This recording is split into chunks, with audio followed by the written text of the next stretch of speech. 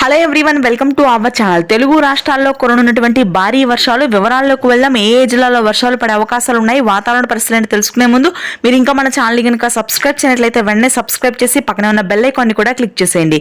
గత వారం రోజులుగా భారీగా పెరిగినటువంటి ఉష్ణోగ్రతలు మరొక 2 రోజుల్లో తగ్గనున్నాయి.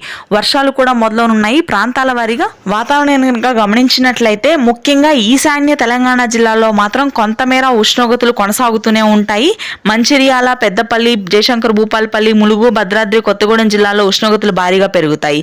అయితే ఉత్తర తెలంగాణ జిల్లాలో మాత్రం వర్షాలు నమోదవుతాయి. అత్యధికంగా నిర్మల్, జగిత్యాల, సిరిసిల్ల, సిద్దిపేట, జనగామ, యాదాద్రి, మెదక్, రంగారెడ్డి, నల్గొండ, వనపర్తి, నాగర్ కర్నూలు ప్రాంతాల్లో తేలికపాటి నుంచి మోస్తరు వర్షపాతం మార్చి 22 నుంచి 25 వరకు కొనసాగుతుంది.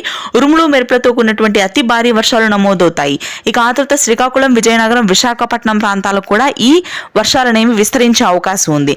భారీ నుంచి అతి భారీ వర్షాలు కురుస్తాయి, కానీ కొంత సమయం మాత్రమే ఉంటాయి. ముసురులాగా వర్షాలు నమోదు కావు, ఎందుకంటే వేసవికాలం వర్షాలు అవునందున. ఇక మధ్యాంధ్ర జిల్లాలో పెరిగినటువంటి ఉష్ణోగ్రతలు కొంతమేర తగ్గుతాయి. గుంటూరు, కృష్ణా, కోనసీమ ప్రాంతాల్లో ఉష్ణోగ్రతలు తగ్గే ఆకాశం మేఘావృతమే ఉంటుంది. రాయలసీమ, దక్షిణ కోస్తా ప్రాంతాల్లో మాత్రం యథావిధిగా భారీ ఉష్ణోగ్రతలే కొనసాగుతాయి. ఇది ప్రస్తుతానికి ఉన్న weather update. Thanks for watching this video.